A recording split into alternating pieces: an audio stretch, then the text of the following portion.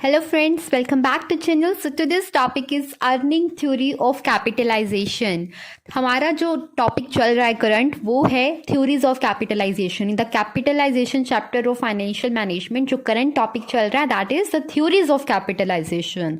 And in the theories of capitalization we have discussed that there are two types of theories. One is cost theory of capitalization and the other one is earning theory of capitalization. So today we are going to discuss the earning theory of capitalization because the basic understanding regarding the topic of theories of capitalization and the cost theory of capitalization we have already discussed in the previous videos जिनका link description box में available है as well as in the I button it is also mentioned. ठीक है. So earning theory of capitalization हमारा आज का topic रहने वाला है. So let's start this topic without wasting any time. Earning theory of capitalization is considered as the best theory of capitalization for the existing businesses. Existing business means जो newly establish नहीं है market में, जो नए नहीं आए हैं market में, दे आर ऑलरेडी रनिंग. ठीक है. तो अगर उन बिजनेसेस को डिटरमाइन करना है कि amount of capitalization, the right amount of capitalization, that means the right amount जो एक बिजनेस को वेरियस लॉन्ग टर्म सोर्सेज से रेस करना चाहिए वो क्या है, तो उस अमाउंट को कंसिडर करने के लिए हमारे पास है earning theory of capitalization. Earning theory को बेस्ट थ्योरी इसलिए कहा जाता है क्योंकि एक बहुत ही इंपॉर्टेंट फैक्टर को कंसिडर कर राइट अमाउंट ऑफ कैपिटलाइजेशन को कैलकुलेट करती है और वो बहुत ही सही फैक्टर जिसको वो कंसिडर करती है is the future earnings of the company. The future earnings कि एक बिजनेस फ्यूचर में कितना अर्न कर सकता है, क्योंकि एक बिजनेस जितना फ्यूचर में अर्न कर सकता है उसी के बेसिस पर एक बिजनेस को ये डिसाइड करना चाहिए कि आज उसे कितना पैसा वेरियस लॉन्ग टर्म सोर्सेज से रेस करना है. क्योंकि अगर बिजनेस की जो फ्यूचर अर्निंग्स हैं वो जस्टिफाई नहीं करते होंगी आज इन्वेस्ट की गई अमाउंट ऑफ कैपिटलाइजेशन को इन द बिजनेस, तो उसका बैड इम्पैक्ट पड़ेगा on the goodwill of business and the thought process of the investors. क्योंकि अगर इन्वेस्टर्स को ये पता चलता है कि बिजनेस ने जो है अपना जो अमाउंट ऑफ कैपिटलाइजेशन था, दैट मीन्स अगर उन्होंने 10 लाख रुपया वेरियस लॉन्ग टर्म सोर्सेज से रेस किया और पता चलता है कि जो बिजनेस की अर्निंग्स हैं वो सिर्फ कितनी हुई है, सपोज कीजिए कुछ 12 लाख के आसपास हुई है, तो कितना रेट ऑफ रिटर्न जो है उस बिजनेस ने दिया 2 लाख. दैट मीन्स ये कितना इंक्रीज हुआ 2 लाख का रिटर्न ऑन द 10 लाख रुपए पे 2 लाख का रिटर्न कंपनी ने दिया. अगर परसेंटेज वाइज कैलकुलेट करें तो आप बताइए कितना बना. ये सही कैलकुलेट कर रही हूँ गाइज मैं. 20% रिटर्न जो है ये आ रहा है कि 20% रिटर्न जो है उसने दिया. और सपोज कीजिए इन मार्केट में जो रेट ऑफ रिटर्न चल रहा है दैट मीन्स इंडस्ट्री में जो दूसरे बिजनेस उसको वो रिटर्न दे रहे हैं अपने इन्वेस्टर्स को वो है 25.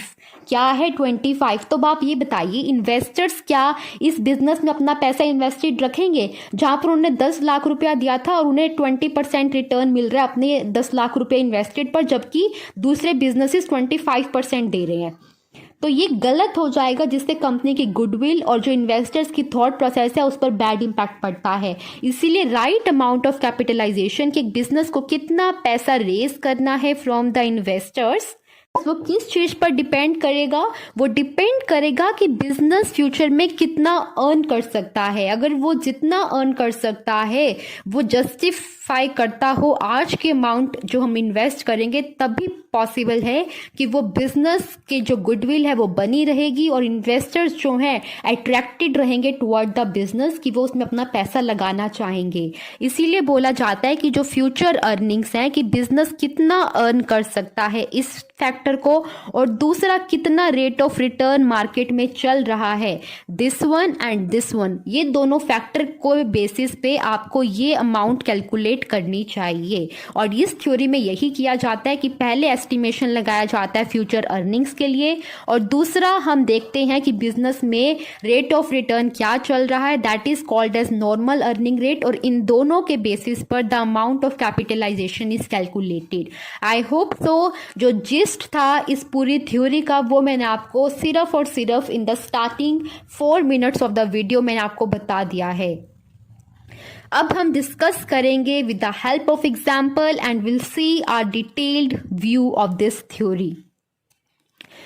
सबसे पहला फैक्टर मैंने आपको बताया, दो फैक्टर जो है हमें एस्टिमेशन लगाना है, दो फैक्टर कंसिडर करने हैं, उसके बेसिस पर हम अमाउंट ऑफ कैपिटलाइजेशन कैलकुलेट करने वाले हैं। पहला फैक्टर जिसके रिगार्डिंग एस्टिमेशन लगाना है वो क्या है, द फ्यूचर अर्निंग्स। अब बात आती है बिजनेस की फ्यूचर अर्निंग्स हम कैसे एस्टिमेट करें। तो बिजनेस की फ्यूचर अर्निंग्स को एस्टिमेट करने के लिए हमारे पास डिफरेंट तरीके हैं। In the case of existing business हमें अलग तरीके से एस्टिमेट करना होगा, और in the case of newly established business we have to consider it in a different way.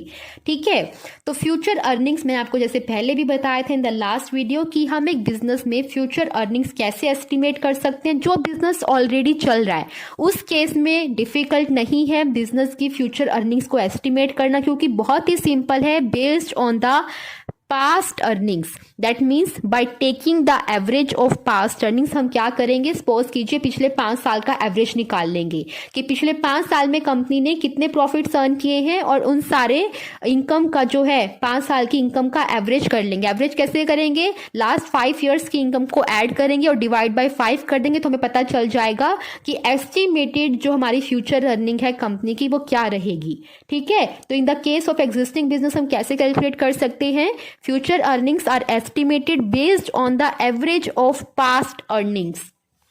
But एक इंपॉर्टेंट नोट जो यहाँ पे आपको देखना है, that past earnings will include abnormal profits only, very sorry, will include normal profits only. Abnormal profits और abnormal losses consider नहीं करने हैं।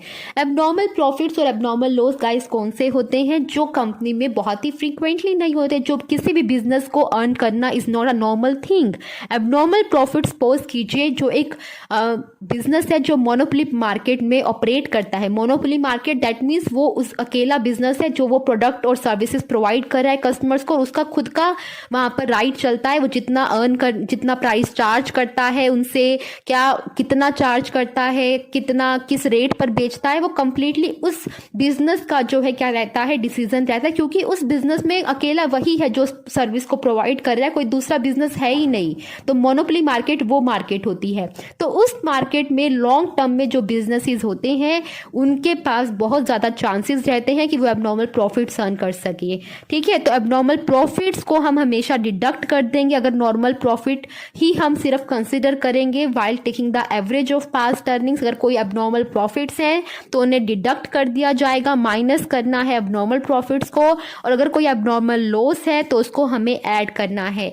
What we mean by abnormal loss, abnormal loss जो कि फ्रीक्वेंट नहीं है किसी बिजनेस के लिए अर्न करना। फ्रीक्वेंट मतलब कि नॉर्मल प्रॉफिट्स तो होते हैं जो हर बिजनेस अपने गुड्स और सर्विसेज को सेल कर अर्न कर लेता है, बट जो किसी अननोन एक्टिविटी से, अननोन नहीं अनप्रिडिक्टेबल यू कैन से, कि हमने नहीं सोचा था कि हमारे साथ वो हो जाएगा, बट कुछ ऐसा होता है कि जिसकी वजह से हमें एबनॉर्मल प्रॉफिट या एबनॉर्मल लॉस हो जाता है। एबनॉर्मल लॉस जैसे सपोज कीजिए आपके बिजनेस में आग लग गई, आपके जो रॉ मटेरियल था, जहाँ पर जो वेयर हाउस था, जहाँ पर स्टॉक रखा हुआ था, वहाँ पर आग लग गई या वहाँ पर चोरी हो गई और उसकी वजह से बिजनेस को नुकसान हो गया, तो that will be known as the abnormal loss. तो उसकी वजह से जो नुकसान हुआ that is not a normal loss, तो इसीलिए उस तरह के लॉस को आपके प्रॉफिट्स में एड बैक कर दिया जाएगा। और जो एबनॉर्मल प्रॉफिट्स हैं कि एकदम से कोई बहुत ज्यादा अच्छा आपका जो है लॉटरी टाइप लग गया और आपको बहुत सारे प्रॉफिट्स हो गए, तो उस तरह के प्रॉफिट्स को माइनस कर दिया जाएगा। Only normal profits will be considered. So the main point is this only कि जब भी पास्ट अर्निंग्स के बेसिस पर फ्यूचर अर्निंग्स एस्टिमेट करनी है तो पास्ट अर्निंग्स में जो प्रॉफिट लोगे वो नॉर्मल प्रॉफिट ही लोगे। ठीक है, ये इंपॉर्टेंट पॉइंट था जो आपको कंसिडर करना है। दूसरी चीज जो है वो है इन the case of new business. In the case of new business आप कैसे एस्टिमेट करोगे, क्योंकि इन the case of new business तो कोई पास्ट अर्निंग्स है ही नहीं बिजनेस में, तो कैसे पता चलेगा कि फ्यूचर अर्निंग्स क्या रहेंगी। तो उस केस में आपको बिजनेस में जो कॉस्ट इन्वॉल्व है और जो इनकम का एस्टिमेशन है वो दो एस्टिमेशन आपको लगाने पड़ेंगे। कॉस्ट में आपको देखना पड़ेगा कि बिजनेस को कितना कॉस्ट जो है आ सकता है in the form of material, labour और दूसरे जो भी ऑपरेटिंग एक्सपेंसेस हैं। एक बिजनेस है जो न्यूली एस्टैब्लिश्ड है तो उसको कितना खर्चा आएगा उस पर्टिकुलर प्रोडक्ट को बेचने में, जो उसे जिस बिजनेस में वो इन्वॉल्व है, तो उसके कॉस्ट कंसिडर करेंगे। और दूसरा इनकम की उस प्रोडक्ट को या उस सर्विस को प्रोवाइड कर वो बिजनेस कितना अर्न कर सकता है, उसका सेल्स एस्टिमेट जो है हम देखेंगे।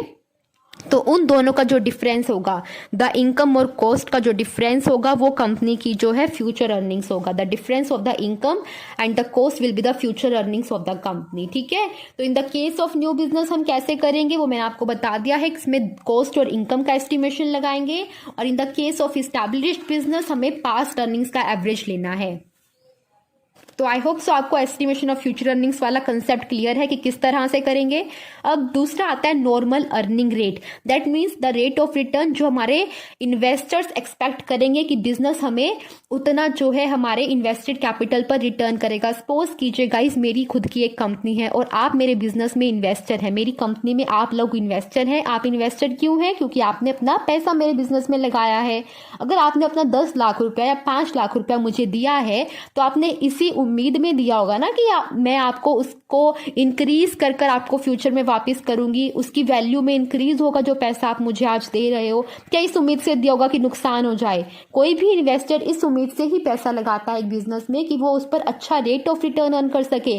अगर उसे दिखता है कि इन मार्केट में फेयर रेट ऑफ रिटर्न चल रहा है 25-30%, तो उतना ही मुझे भी मिलेगा, क्योंकि ये बिजनेस भी उसी सेम एक्टिविटी में जो है इन्वॉल्व है। बट अगर आपको उतना पैसा ना मिल पाए उस बिजनेस से, तो क्या आप उस बिजनेस में से अपना पैसा निकालने की कोशिश नहीं करोगे? आप कहोगे तो बिजनेस प्रॉफिटेबल ही नहीं है, क्यों अपना पैसा इसमें इन्वेस्ट करना है, बाहर निकालो।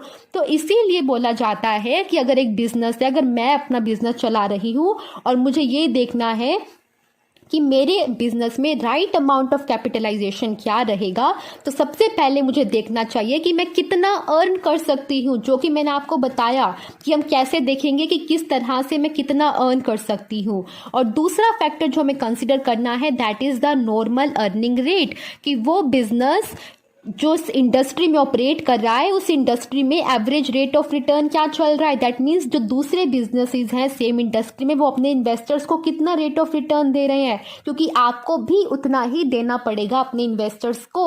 ठीक है, तो नॉर्मल अर्निंग रेट क्या है? The rate of return which is essential to be given to the investors to attract their investments for the business. The minimum rate of return जो इन्वेस्टर्स एक्सपेक्ट कर रहे हैं कि हमें हमारी इन्वेस्टेड अमाउंट ऑफ कैपिटल पर मिलेगा। तो इन दोनों फैक्टर्स को कंसीडर करेंगे और डिटरमाइन करेंगे the right amount of the capitalization. आपको लग रहा होगा बहुत कंफ्यूजिंग हो रहा है, समझ में नहीं आ रहा, तो सिर्फ मैं आपको एक ही बात बोलना चाहूंगी कि जितना मैं बोल रही हूँ सिर्फ उतने को समझते चलिए, और इन द लास्ट जब वीडियो एंड होगा तो आप ये जरूर कहोगे कि with the help of example the things are very much clear now. ठीक है, अभी हम एग्जाम्पल देखेंगे, आप प्रैक्टिकल एग्जाम्पल, जब आपको चीज़ें बहुत अच्छे से समझ में आ जाएंगी। ठीक है, नॉर्मल अर्निंग रेट वो बोल रहे हैं कैसे एस्टिमेट करेंगे, मैंने आपको बता ही दिया है। Is estimated by considering the rate of return earned by other businesses in the same industry.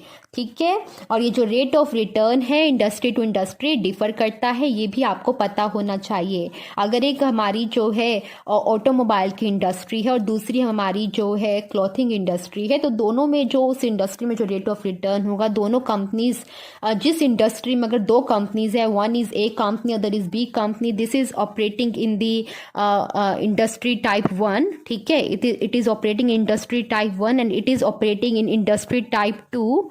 ठीक है, तो इन दोनों का जो रेट ऑफ रिटर्न होगा, जो ROI होगा, ठीक है, ROR बोलो आप, रेट ऑफ रिटर्न होगा, वो दोनों में जो है डिफरेंट होगा। अगर यहाँ पर 20% तो हो सकता है यहाँ पर 25% हो या फिर 15% हो, कुछ भी हो। ठीक है, तो इंडस्ट्री टू इंडस्ट्री डिफर करता है जो रेट ऑफ रिटर्न होता है। आई होप सो आपको इन दोनों का मतलब पता चल गया। फिलहाल तो मतलब यही था, फोकस यही था कि इन दोनों को किस तरह से हम कंसिडर करेंगे, किस तरह से एस्टिमेट करेंगे, वो आपको क्लियर हो जाए। अब इन दोनों का जब मतलब क्लियर है तब हम ये देखेंगे कि इन दोनों की हेल्प से जब हमने एस्टिमेट कर लिया कि कितनी फ्यूचर अर्निंग्स होंगे, क्या नॉर्मल अर्निंग रेट है इंडस्ट्री में, इन दोनों के बेसिस पर अमाउंट ऑफ कैपिटलाइजेशन कैसे कैलकुलेट करना। So let's see the example now guys.